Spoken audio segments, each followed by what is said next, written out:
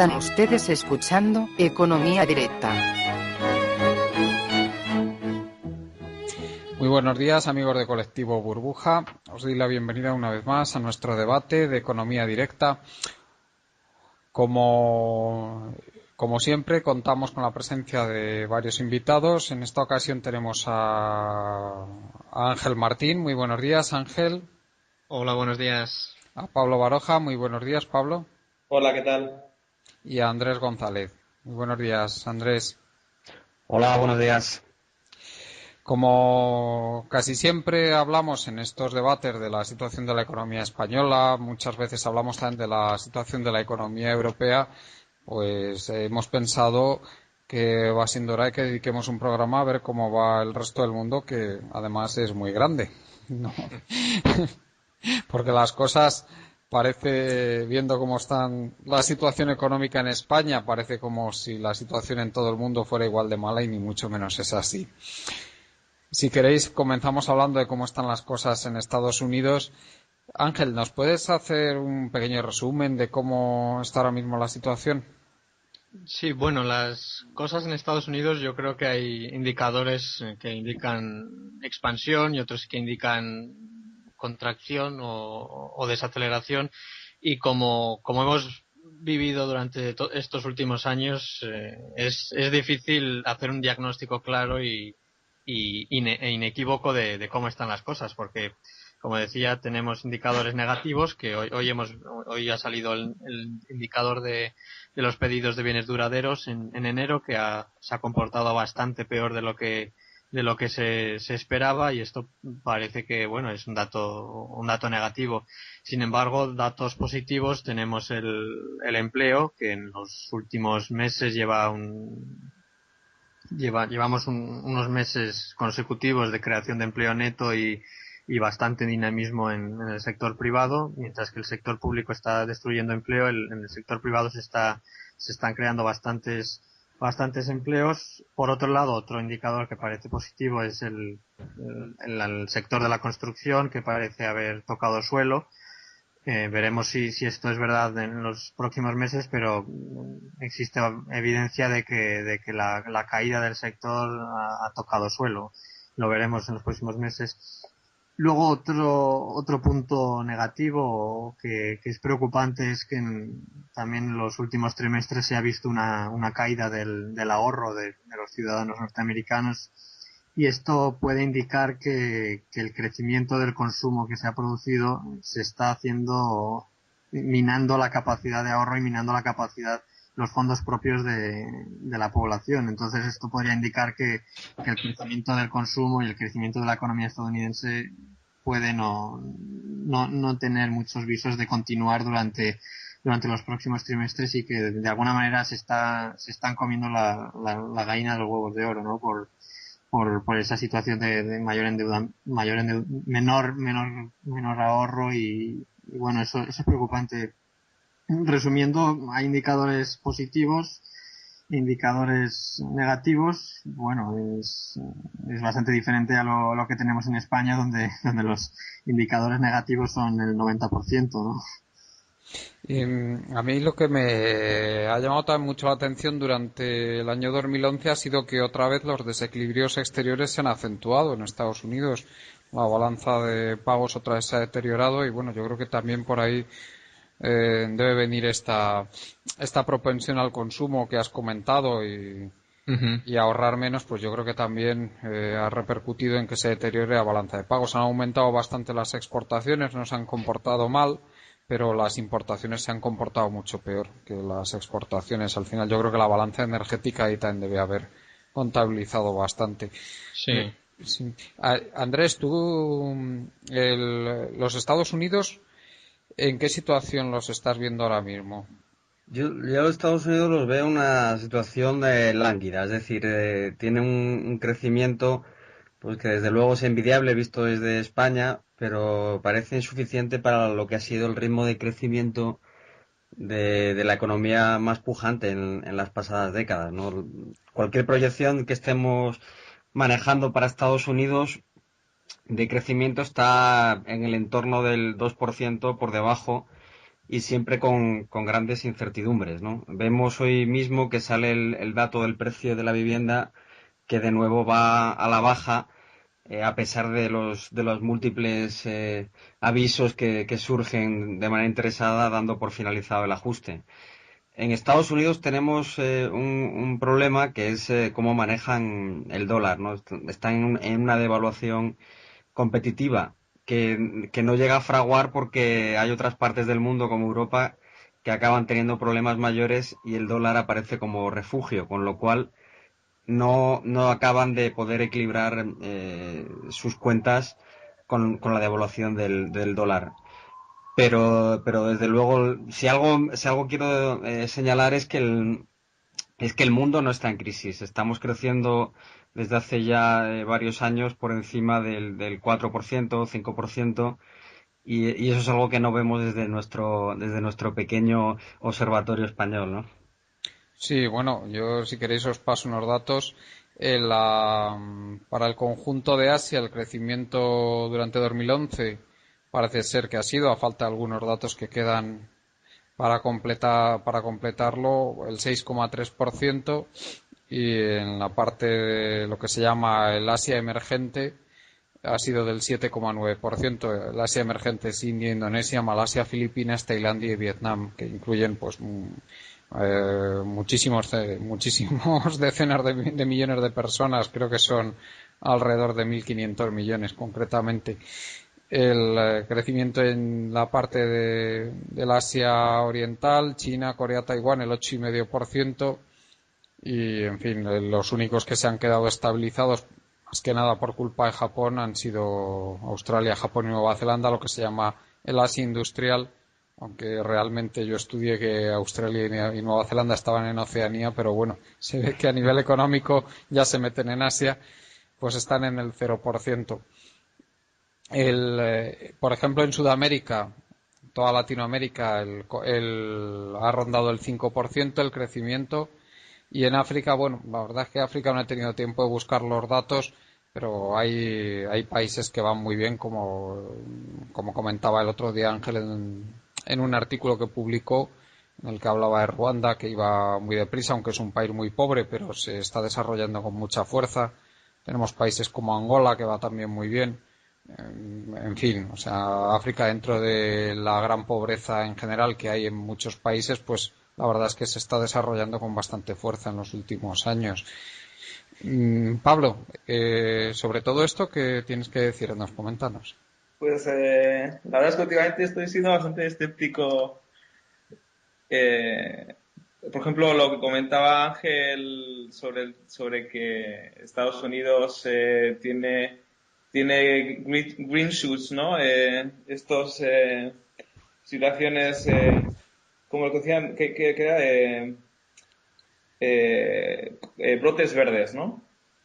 Sobre el tema del desempleo, pues sí, sí, igual el desempleo oficial ha bajado, pero lo que no dicen es que de repente 1.200.000 personas se han salido del mercado laboral.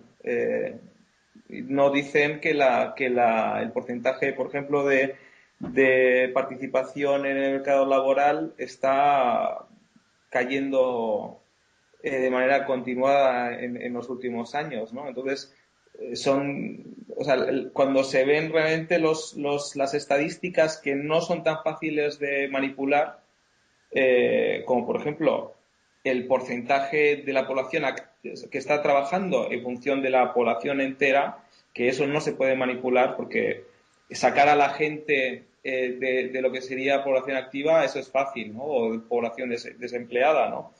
Pero ya cuando se toman ratios que son más difíciles de controlar, uno se da cuenta de que tienen unos niveles de desempleo, por ejemplo, la medida más amplia de desempleo, que es lo que le llaman la U6, donde se suma a la gente desempleada con la gente que está a tiempo completo pero le gustaría estar empleada, te da unos porcentajes de desempleo en Estados Unidos del 17%, que ya son ratios similares a los que tuvieron en la Gran Depresión norteamericana.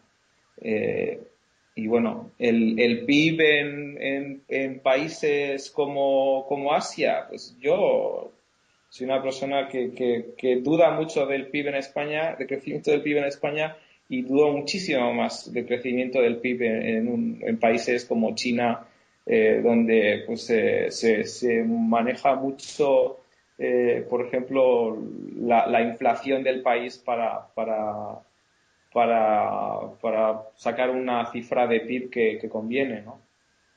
Sí, claro, como el PIB nominal lo tienen que deflactar, si dicen que el deflactor es más pequeño, pues claro, el PIB real que se informa es mayor, entiendo, ¿no? Pablo. Sí, sí, no, y ellos han tenido, por ejemplo, por ejemplo, el precio del cerdo, ¿no? Que es el alimento que se consume mucho en China, pues creo que estos años ha sido del 50-60% de crecimiento en el precio. Y es que la inflación en ese país, sobre todo a raíz de los 800.000 millones de dólares que se inyectaron en 2008, ha sido tremenda, ¿no? Y que se sigan manteniendo incrementos del PIB del 8%, pues bueno, no sé. Yo no sé cómo calculan el PIB, me imagino que peor que aquí. A mí ya estuvimos comentando hace unas semanas, sí, creo que lo estuve comentando contigo, ¿no, Ángel? El tema del PIB en China, que hay algunos indicadores que son bastante contradictorios, ¿no? Sobre todo respecto al tema del consumo de petróleo, la demanda de determinadas materias primas, la demanda eléctrica, o sea que parece un poco contradictorio cómo van esos indicadores y cómo va el PIB. Si tal vez recuerdes la conversación que tuvimos y Sí, sí. Sí, este sí, sí. respecto, sí. Sí, bueno, realmente fiarse de los indicadores de China es bastante, hay que tener mucha fe para creérselos, ¿no? Porque, bueno, hay muchísimos analistas que dudan de ellos porque otros indicadores como la energía, demanda de otros bienes imprescindibles no está comportándose como debería indicar el PIB, ¿no? Creo que, no sé si fue Ambrose Pritchard quien escribía algún artículo en este sentido y yo también he leído varios artículos en esta línea y incluso publiqué creo que en 2009 creo que publiqué un artículo donde comentaba algunas dudas de distintos analistas sobre las cifras del PIB. Y sí que me gustaría matizar algunas cosas que ha dicho Pablo sobre el empleo en Estados Unidos, que sí que es verdad la caída, por ejemplo, en la tasa de participación de la fuerza laboral. Es bastante importante la caída al menos desde 2009. Creo que algunos analistas lo achacan a factores estructurales, no tanto a factores coyunturales. Luego el otro factor, otro punto es los que llaman allí desanimados, ¿no? Los trabajadores que dejan de buscar activamente empleo porque piensan que no hay trabajos disponibles que se ajustan a sus características. Y en esta estadística, por ejemplo, ha mejorado en los últimos meses y los datos de enero de este año indican la primera caída desde 2007. Luego, por otro lado, la duración media de desempleo, que es otro indicador relevante también. Vemos en el gráfico cómo a partir de mediados de 2008 la duración media de desempleo se dispara desde más o menos de 20 semanas de media a alcanzar el pico en 40 semanas. Este indicador también ha mejorado en los últimos meses. Claro, Y pero si sacas a 1.200.000 personas, o sea, 200.000 personas, ese indicador seguro que va a mejorar. Ya, bueno, esto también recuerdo en algún blog que también me parece que fue Zero Hedge quien sacó este dato que dices tú, ¿no? Y si no recuerdo mal, algún otro analista les criticaba, ahora mismo no recuerdo cómo, pero que había también dudas en este sentido. Y luego el último indicador de la tasa de desempleo U6, la más completa, Aquí tengo los datos, alcanzó el máximo en septiembre de 2011 en 16,4 y ahora en enero de 2012 está en 15,1. Es decir, que es muchísimo más alta que la tasa oficial, pero también se ve cierta mejora. Es decir, los indicadores, yo creo que analizados en global, indican cierta mejora, aunque como decía puede que no sea sostenible, puede que se vea un deterioro adicional en los próximos meses, pero creo que los indicadores indican esto. Yo también creo que ahí debe haber influido bastante los flujos financieros tan grandes que ha habido, ¿no? Sobre todo a raíz de la crisis europea, que ha ido muchísimo dinero hacia Estados Unidos, ha actuado como refugio. No hay más que ver cómo se ha deprimido cómo se ha deprimido, no, más bien cómo ha mejorado el bono americano también, que está pagando intereses ridículos. Bueno, yo creo que eso también tiene que haber influido para mejorar la situación en Estados Unidos, porque yo recuerdo que en verano las expectativas eran, pero bastante nefastas, de que iba a entrar en recesión prácticamente de forma inminente Estados Unidos y sin embargo eso no se ha cumplido. En fin, yo creo que ahí hay bastante que hablar. Lo que sí que me gustaría, Andrés, es que a la vista de estos datos que hemos estado comentando, de cómo van unos países, cómo van otros, lo mal que va España, porque todo hay que decirlo que va fatal, porque yo creo que a nivel mundial, pues probablemente solo haya 2 o 3 países que vayan peor que España. ¿Por qué hay todas estas diferencias a nivel mundial? ¿Por qué Asia está yendo relativamente tan bien, Latinoamérica está yendo relativamente tan bien en relación a Europa o en relación a los mismos Estados Unidos, que aunque van mejor que Europa, pero tampoco van como van estos países?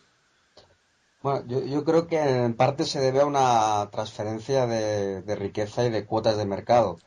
Es verdad que en Europa y en Estados Unidos, en general en el mundo occidental, el endeudamiento y el efecto riqueza ha hecho que el factor trabajo y que otras circunstancias hicieran que se deslocalizara mucha industria que fuera pues al continente asiático fundamentalmente. Y además ahora, pues desde hace 2, 3 años, con los intentos de recuperación y quantitative easing, pues las materias primas son un refugio. Y este escenario en el que estamos analizando ahora es un escenario de materias primas al alza. Estos países, en muchos casos, estas áreas, son productoras de materias primas. De modo que no es de extrañar que estén en crecimiento. Y luego, por último, creo que debemos tener en cuenta de dónde viene cada uno, ¿no? Son economías que vienen de muy atrás, en muchos casos, y que están sufriendo procesos análogos casi a la revolución industrial con 150 años de retraso. China se está incorporando al mundo industrial y casi saltándose un paso a las economías de consumo. Esto también tiene grandes incertidumbres detrás, ¿no? Cuando uno tiene que recorrer lo que otros han tardado 150 años en 10, pues va a generar enormes tensiones, ¿no? Entre la gente del campo y la gente de la ciudad. Veremos cómo evoluciona todo. Ahora tenemos, la verdad, un escenario apasionante, ¿no? Hay renovación del Comité Central del Partido Comunista Chino y se renovarán el 75% de los cargos durante este año, con lo cual veremos una nueva China.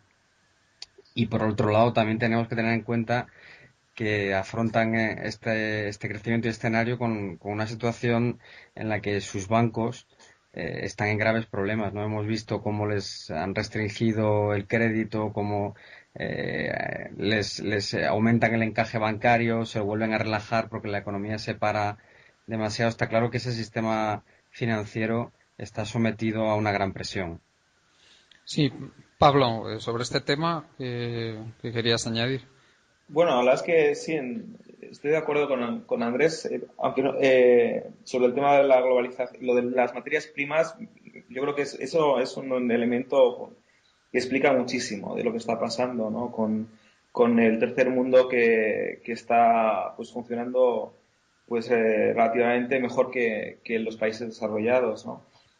El tema de la globalización y cómo el tercer mundo pues está pues pudiendo participar de la economía mundial.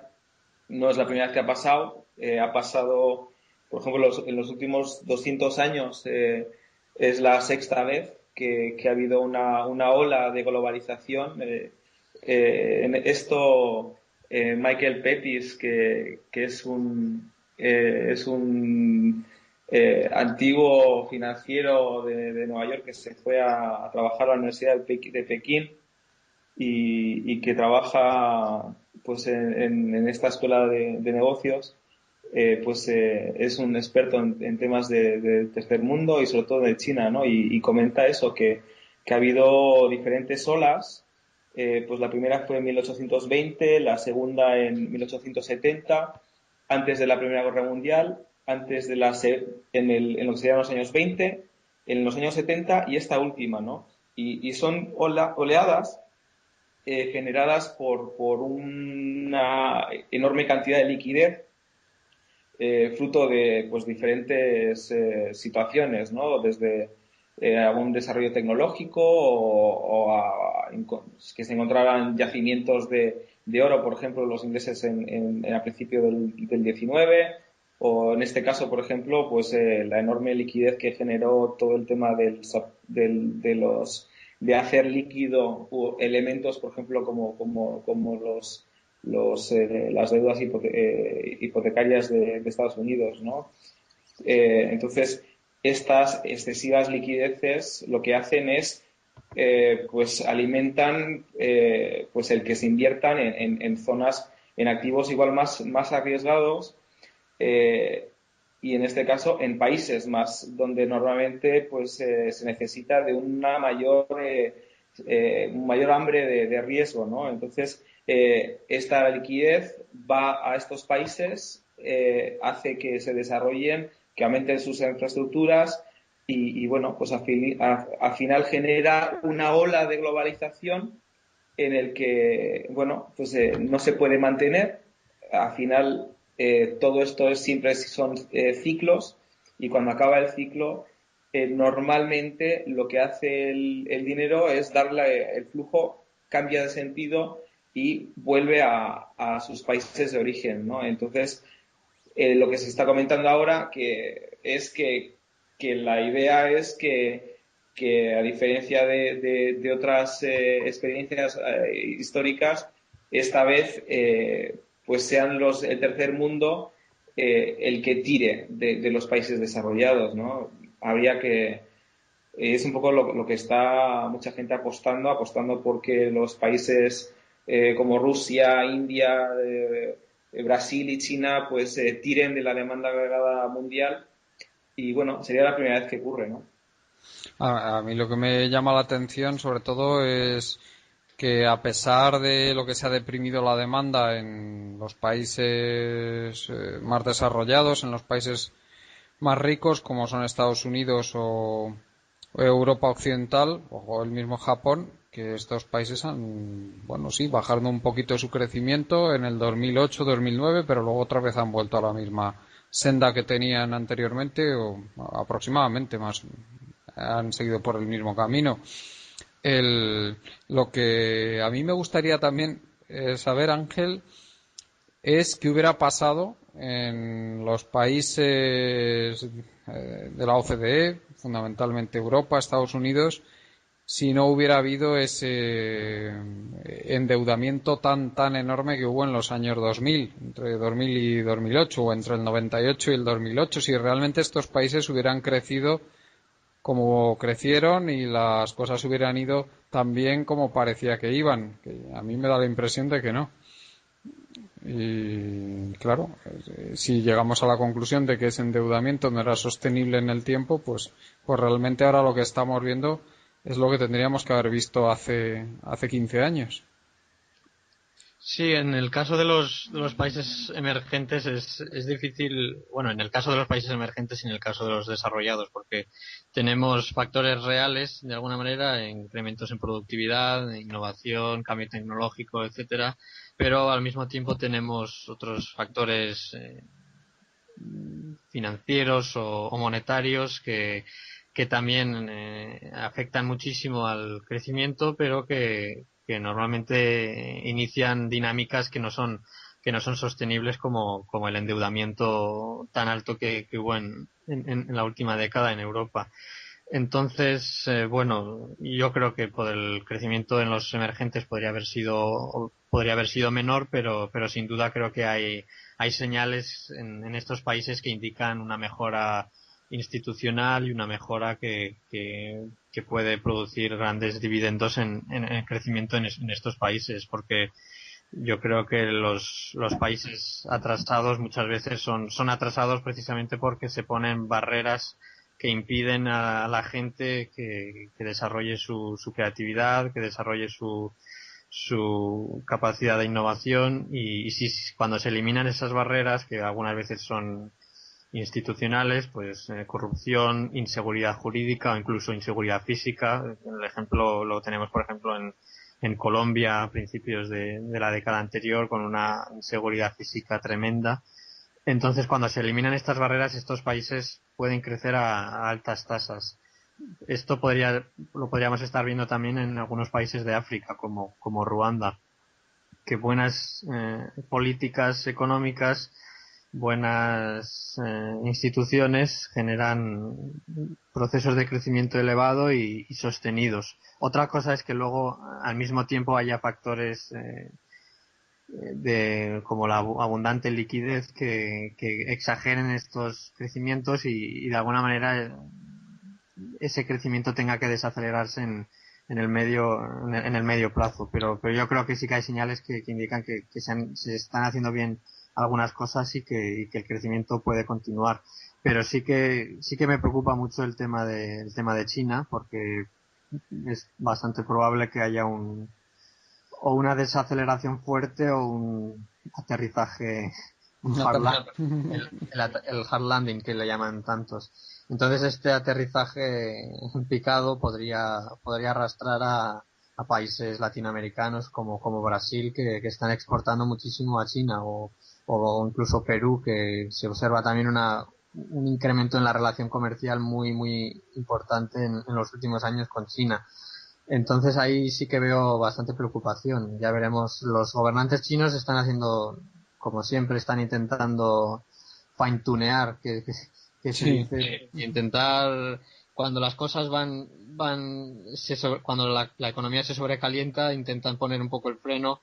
Eso genera una desaceleración fuerte, luego ponen el acelerador y bueno, de momento no les está saliendo mal las cosas por lo que parece, pero yo creo que esta estrategia tiene un límite y ya veremos cómo se suceden las cosas. Sí, la verdad es que es bastante sorprendente cuando uno lee las noticias. Dicen, bueno, ahora ya están restringiendo el crédito, y de repente empiezan 3 o 4 malas noticias, que creo que lo comentabais antes, no recuerdo cuál de vosotros lo comentaba, y otra vez suavizan las condiciones para el crédito. O sea, y luego después le vuelven a tener otra vez problemas de que se les está recalentando el tema de precios, y otra vez intentan restringir la política monetaria. O sea, les veo que están jugando a eso, a lo que tú dices, intentar aterrizar de forma suave, pero está por ver que lo consiguen, sí. Sí, Andrés, sí. Sí, los aterrizajes suaves, yo creo que aquí tenemos experiencia, sabemos que no se dan. Cuando todo el mundo espera que haya un aterrizaje, pues tiene que ocurrir bruscamente. Lo puedes embalsar, pero el aterrizaje es suave y sin daños para nadie, eso no se da.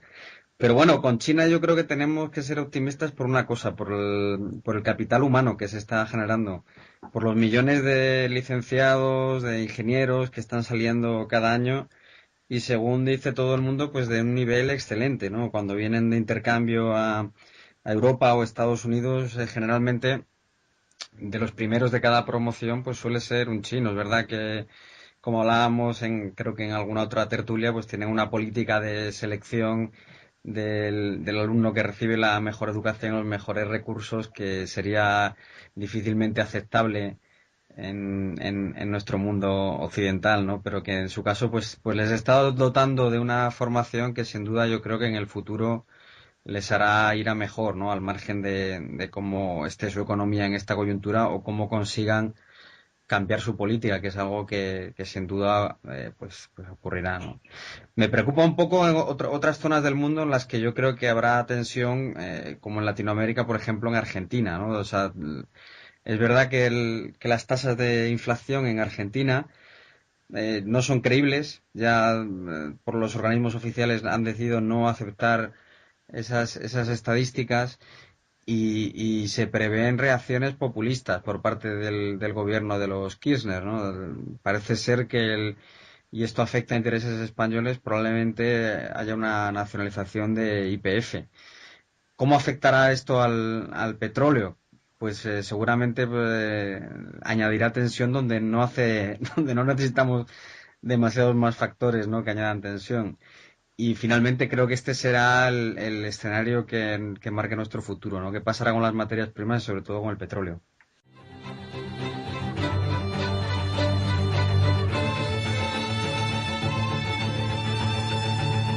Os recordamos que podréis continuar con este debate y hacer vuestras preguntas a los invitados en la página web de Facebook de Burbuja Radio. Nos vemos allí.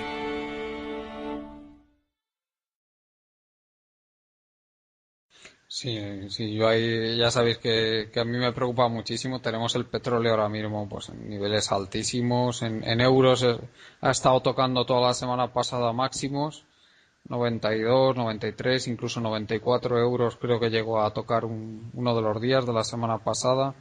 Ahora ha bajado un poquito, creo que anda en 91 y pico, pero vamos, que siguen valores altísimos. Y en dólares, pues en fin, también está muy alto. En Asia creo que se estaban cerrando contratos a más de $130 a finales de la semana pasada para compras spot, luego compras al contado me refiero, que también son niveles tremendos y entonces hay mucha preocupación, sí, respecto a esto. Y yo creo que en buena parte lo de los Kirchner tiene que ver en Argentina con los yacimientos estos de arenas bituminosas de la Vaca Muerta. No recuerdo ya si son arenas o esquistos. A lo mejor alguno de vosotros lo sabe, pero bueno, los yacimientos estos de petróleo no convencional de la Vaca Muerta, que es una región en el sur de Argentina en que parece que son bastante. Hay unas reservas muy importantes y que van a empezar a ser rentables a estos niveles de precio, explotarlas y por lo tanto, pues bueno, se ve que quieren meter ahí cucharada a ellos, no solo quieren dejar a Repsol. Sí, Pablo. Lo que comentaba antes Ángel sobre las mejora de las condiciones para hacer negocios, por ejemplo, en el tercer mundo. Sí es cierto que se fueron mejorando, ¿no? Pero ya no es así. Por ejemplo, en el último informe del World Economic Forum, un reporte que se llama The Global Competitiveness Report, le estuve ayer echando un vistazo a los diferentes índices y he estado viendo que las condiciones para hacer negocios están empeorando no solo en los países en desarrollo, sino a nivel global, en todos los países, ¿no? Que cada vez esos ratings que tenían, esos índices están empeorando, ¿no? Y es un tema que pues va a hacer que las perspectivas económicas vayan a empeorar y sobre la esperanza en los BRICS, en que el tercer mundo realmente pueda tirar del planeta, yo creo que no va a ser el caso, porque lo que es el PIB de estos países no es un PIB fruto de una demanda, sino es fruto de un aumento en la inversión. Entonces, si en estos países lo que hay es una fuerte inversión, se entiende que esa inversión es para satisfacer demanda futura. Pero si esa demanda en los países desarrollados no se ve por dónde, porque yo es que no veo por dónde en los países desarrollados va a haber una futura demanda, ni en Estados Unidos. y por otro lado, los países en vías de desarrollo, esa demanda que todo el mundo está esperando, ¿no? Que se genere, ¿no? Pues en parte es muy complicado porque países, por ejemplo, como China, está estructurado en poder crecer gracias a machacar la demanda interna, porque lo que se hace es tener tipos de cambio que hacen que la moneda nacional sea muy barata, con lo cual las divisas extranjeras son muy caras y los productos extranjeros son muy caros. Entonces, no tienen capacidad de consumo, los tipos de interés allí son bajísimos, con lo cual los ahorradores en esos países no tienen casi ingresos. Entonces hay una transferencia de lo que sería la población a constructoras que pueden financiarse, por ejemplo, de manera muy, muy barata, ¿no? Y tienen superávit por cuenta corriente. Entonces, claro, todo eso hace que la población en ese país además no tiene, por ejemplo, ni sistema de bienestar, no tienen asistencia médica, con lo cual siempre necesitan ir generando un colchón financiero para futuras emergencias, ¿no? Si a esos chinos, en esas condiciones, les vamos a pedir que asuman la demanda mundial, es que no lo veo. Yo veo más fácil que esa inversión, ese crecimiento de PIB en los BRICS, que se está haciendo en inversión, como esa demanda futura no va a poder materializarse, esas inversiones van a acabar siendo malas inversiones. Y eso en el futuro va a tener que reconocerse como una pérdida. Y el PIB futuro va a tener que reflejarlo. No, te voy a gastar una broma, Pablo, pero con el tema de la demanda que estás comentando, me has recordado, digo, a ver, que Pablo se nos ha vuelto keynesiano con el tema de la insuficiencia de demanda.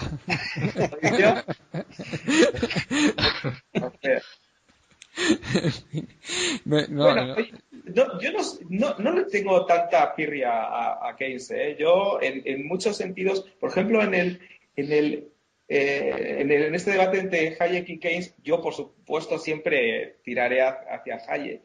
Pero yo sí entiendo que yo no estoy de acuerdo con Hayek en el que el Estado no pueda tener un rol activo en la generación de soluciones para salir de la crisis. El tema es que normalmente se hace fatal. Normalmente se hace fatal, pero un acuerdo entre Hayek y Keynes en el que vamos a plantear medidas hayekianas activamente desde el Estado, bueno, pues es que yo creo que igual ahí soy excesivamente iluso y utópico, ¿no? Pero yo creo que tendríamos que ir por ahí. Y Ángel, sobre el tema que ha comentado Pablo, que a mí me parece muy interesante, si realmente en ausencia de esa demanda basada en deuda que ha habido en todos los países de la OCDE, estos países emergentes van a poder continuar con el crecimiento, ¿no? ¿Tú qué opinión tienes?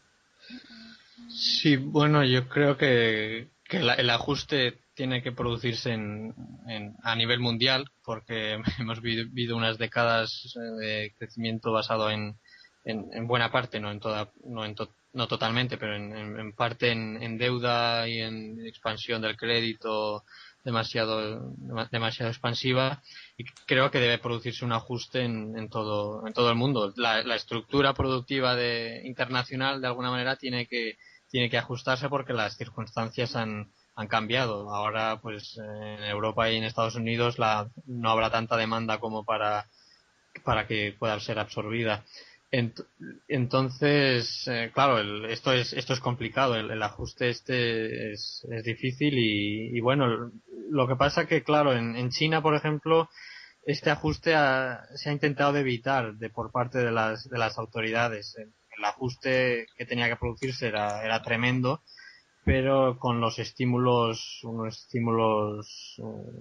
gigantescos del gobierno chino se ha intentado evitar y han optado por intentar estimular la obra pública, infraestructuras, etcétera, para así evitar el ajuste. Pero yo creo que el ajuste tendrá que producirse y en este sentido un artículo muy interesante de Michael Pettis, que antes mencionaba Pablo, que decía que China va a ser el país que más tarde salga de la crisis.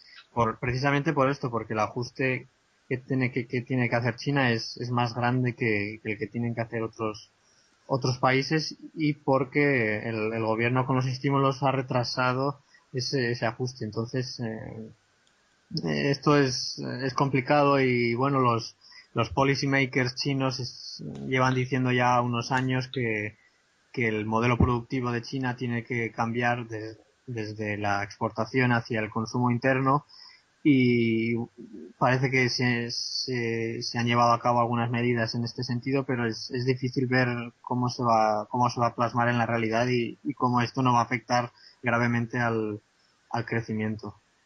Y Andrés, ¿tú sobre esto qué opinas? Sobre lo que hemos estado comentando de si este crecimiento de los países emergentes es sostenible o no, si es autónomo, porque vamos, en Estados Unidos yo veo claramente que ellos siguen con esos terribles desequilibrios externos, que la verdad es que dan miedo, que solo se pueden sostener pues por la gran demanda de dólares que hay a nivel mundial. Pero bueno, eso tarde o temprano, yo creo que si no corrigen, pues llegará a su fin.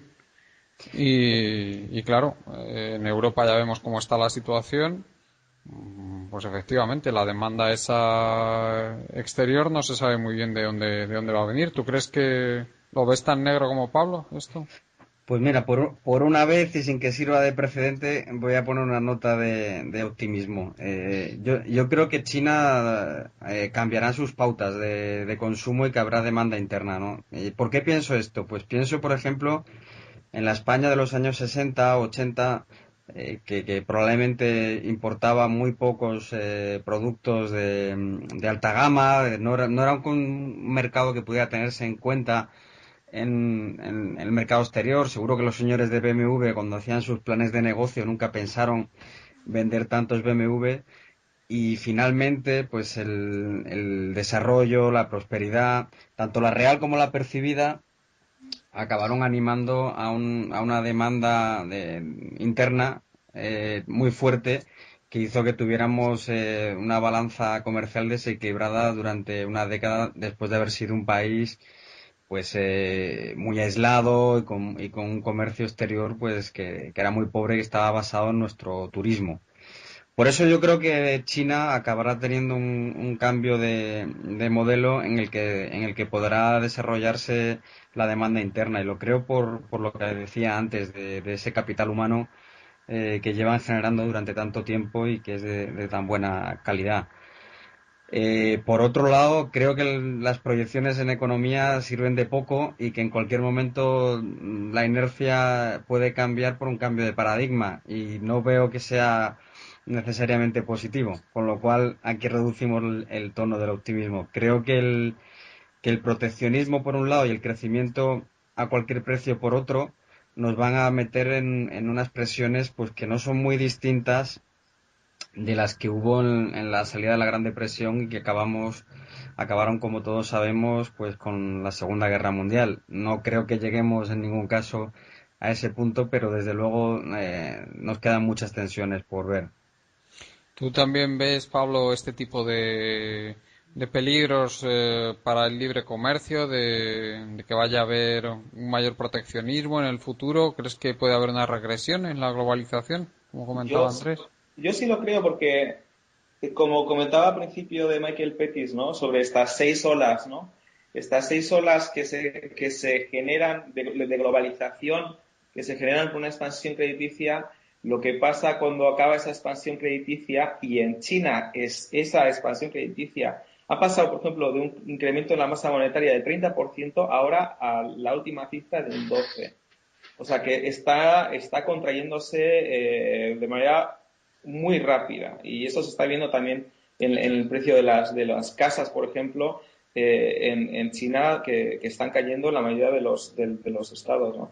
Entonces, lo que pasa es que según se retiran los flujos y se retira la liquidez, normalmente las poblaciones locales tienden a ver a los banqueros con muy mala pues leche, que además que normalmente la banca son normalmente los primeros las primeras personas que apoyan la globalización, ¿no? Porque es una manera también de facilitar su trabajo y la banca normalmente cuando hay estos problemas de liquidez pues carece absolutamente de ningún tipo de pues ¿cómo decirlo? De voz, ¿no? Pierde realmente su estatus en la sociedad y lo mismo las grandes empresas, con lo cual lo que se hace es tender a que la globalización pues tenga que esperar a la siguiente ola, ¿no? Pero bueno, son cosas que yo entiendo que desde hace siglos yo creo que la globalización es inevitable, aunque yo sí entiendo que va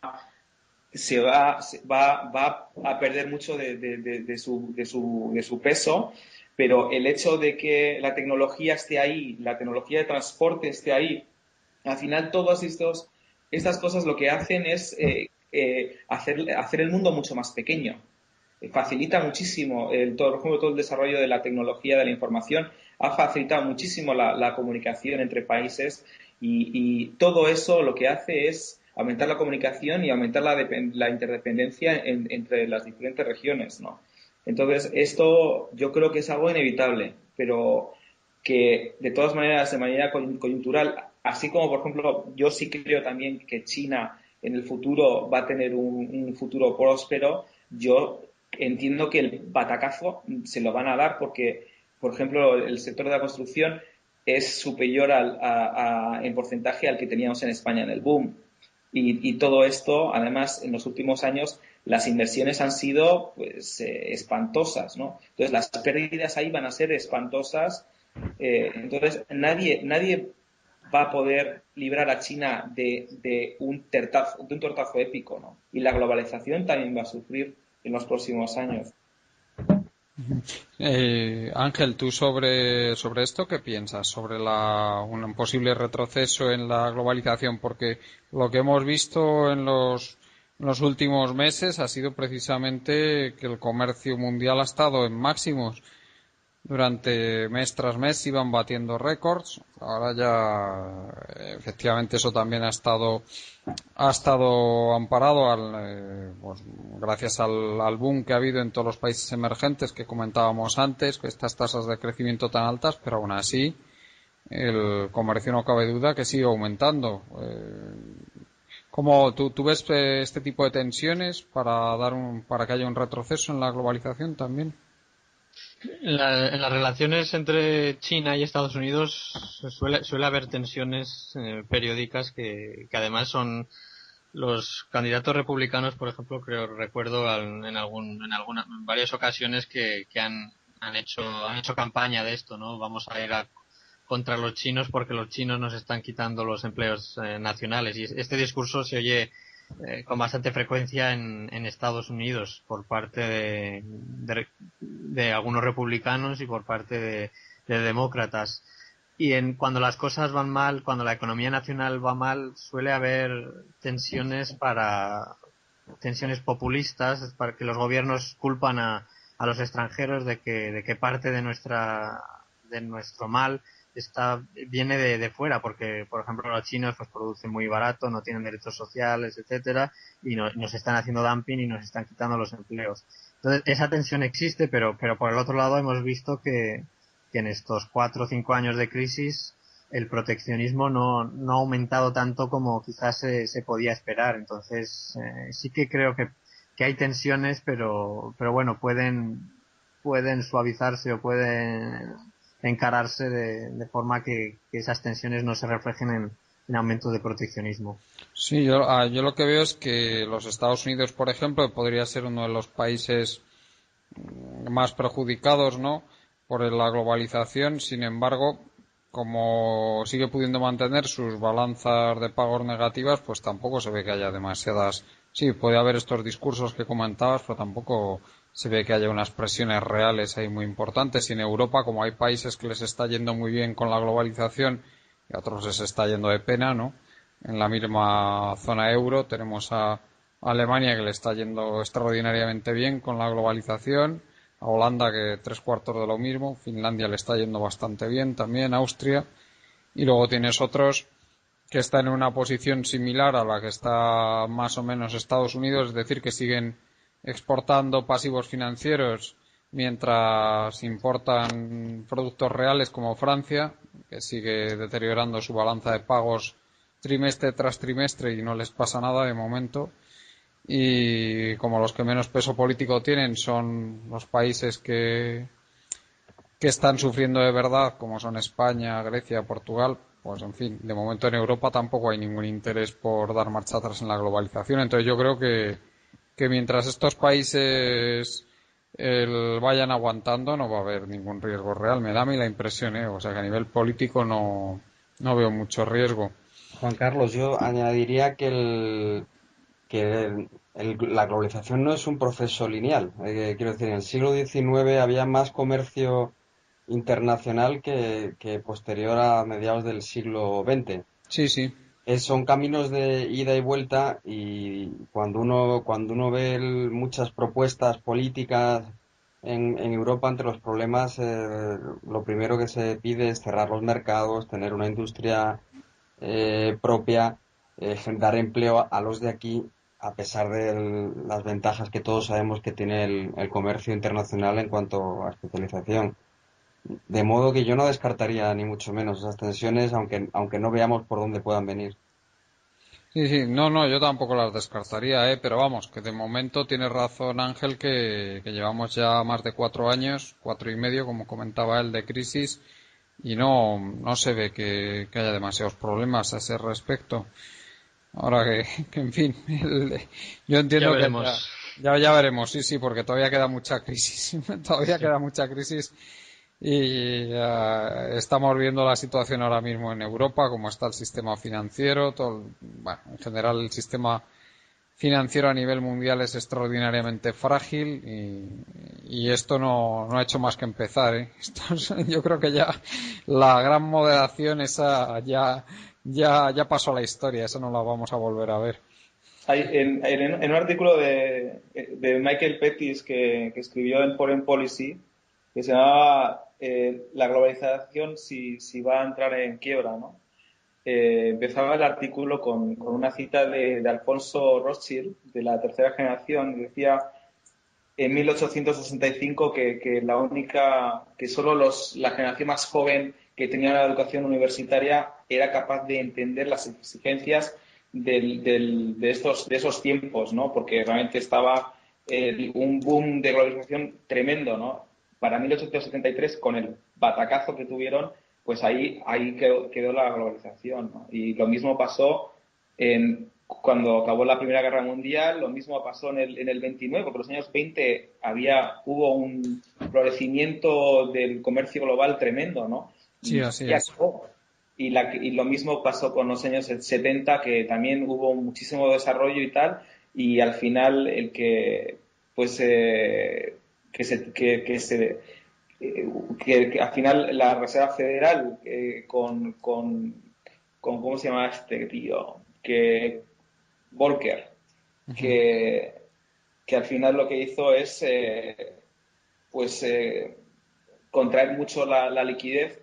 Al final hizo pues que hubo muchísimos países en el tercer mundo, muchos países en el tercer mundo que tuvieron muchísimos problemas y todos nos acordamos, ¿no? de las grandes crisis que tuvieron un montón de países africanos, ¿no?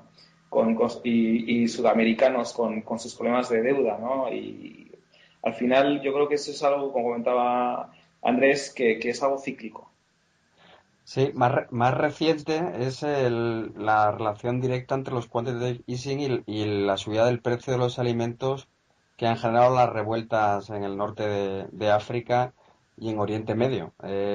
Si vemos cuándo se producen, la relación era directa, ¿no? Seguimos generando focos de tensión, arreglando nuestros problemas financieros y creando otros problemas mayores en la economía real, ¿no? Sí, lo que pasa es que yo ahí, Andrés, no acabo de verlo claro del todo, ¿eh? He revisado bastante la literatura y no hay un acuerdo, ¿eh? No está todo el mundo de acuerdo en si realmente los precios de los alimentos suben por estas expansiones monetarias o realmente la mejora de expectativas que provocan estas expansiones monetarias es lo que hacen subir los precios de los alimentos, ¿sabes? Entonces yo no acabo de verlo claro, ¿eh? Sigo ahí investigando porque realmente hay muchas opiniones contrapuestas. Juan Carlos, te diría lo que dice Woody Allen sobre el dinero y la felicidad, ¿no? Que es muy distinto, pero que hay 4 o 5 especialistas en el mundo que lo distinguen, nada más. Si es por las expectativas o es por el propio efecto de la masa monetaria, pues bueno, el caso es que causa y consecuencia yo creo que vienen una detrás de otra, ¿no? Ujú. Muy bien, pues yo no sé si tendréis algo más que añadir, Ángel, si quieres Sí, comentar algo más, sí. sí, bueno, simplemente en este punto que también, aparte de los problemas de excesiva liquidez que se puede crear, también es muy probable que existan problemas de oferta en el corto o medio plazo, que se manifiesten en subidas de precios exageradas, y esto creo que lo hemos visto con el caso del petróleo y con el caso de las materias primas en los últimos años, y porque no es normal los movimientos del precio del petróleo, del precio de las materias primas que hemos visto, y bueno, es cierto que las expansiones monetarias tienen un papel importante, pero también porque en términos de la economía real también hay cuellos de botella, problemas de oferta que al menos en el corto plazo tienen importancia. Y además creo que esto entronca bastante con tu perspectiva, ¿no, Juan Carlos?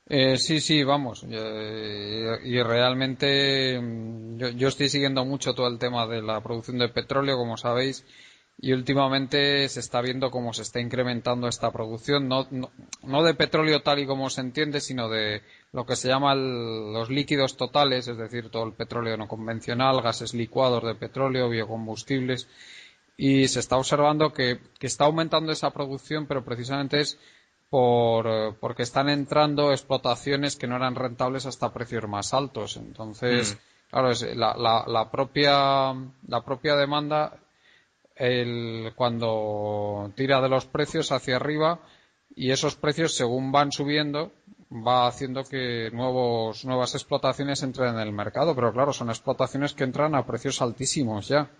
Han tenido que mantenerse los precios por encima de $100 durante 14 o 15 meses para que, hablo del Brent, de 14 o 15 meses para que estas explotaciones ya la gente se fíe y empiece a ponerlas en funcionamiento, porque claro, con una volatilidad muy alta pues tampoco se atreven, lógicamente. Es un efecto buscado casi, ¿no? Queremos un mundo con inflación y si el combustible es más caro, pues en cadena debería subir todos los precios, pero dándose a la vez una deflación de los activos, pues probablemente estemos en el peor de los mundos, ¿no? Esa combinación. Así, la biflación que comentaba, cómo se llama el economista este que se acuerda. Tú tal vez te acuerdes, ¿no, Ángel? El nombre del economista este que acuñó el término biflación, ¿no? El de biflación no, me acuerdo de Cequete que hablaba de algo parecido, Sí, pero sí, es parecido, sí. sí. La biflación, que esto sería por lo menos en países como España, una biflación recesiva, ¿no? Que siguen subiendo determinados precios, ¿no? Como el petróleo y algunos productos de consumo, y sin embargo hay activos que siguen bajando de precio. Bueno, en fin, pues bueno, ya hemos cumplido sobradamente con el tiempo que teníamos previsto. O sea, que si queréis vamos terminando. Si no tenéis nada más que añadir ninguno. En fin. Bueno, pues muchas gracias por vuestra participación. Muchas gracias, Pablo. Venga, buenas tardes. Muchas gracias, Andrés. Muchas gracias a vosotros. Buenas tardes. Y muchas gracias.